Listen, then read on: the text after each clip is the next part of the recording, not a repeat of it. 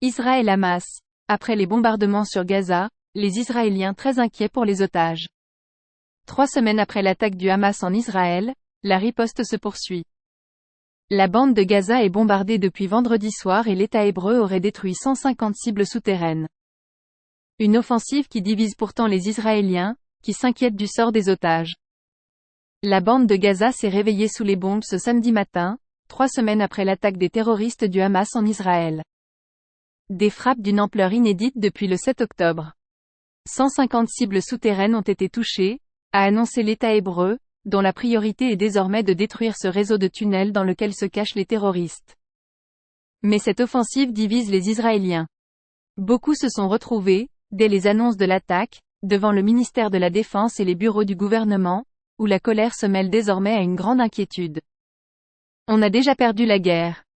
Les Israéliens, réunis, s'inquiètent d'abord pour la vie des 229 otages israéliens et étrangers aux mains du Hamas.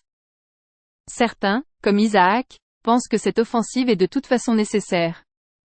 On doit le faire, je ne vois pas d'autre option. On a affaire à des meurtriers, on ne sait jamais ce qu'ils peuvent faire. Il faut être proactif, reconnaît-il. Son voisin, lui, n'est pas d'accord. Il estime que cette guerre est inutile. Il s'en prend surtout à Benjamin Netanyahou, le Premier ministre, qu'il accuse d'avoir entraîné le pays et la région dans le chaos.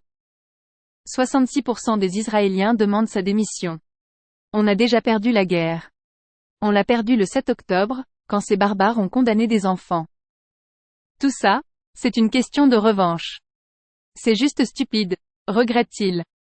Les familles des otages sont absolument pétrifiées par les images de ces frappes sur Gaza. Elles vont rester ici à manifester pour demander l'arrêt des combats et l'ouverture de négociations pour libérer les otages.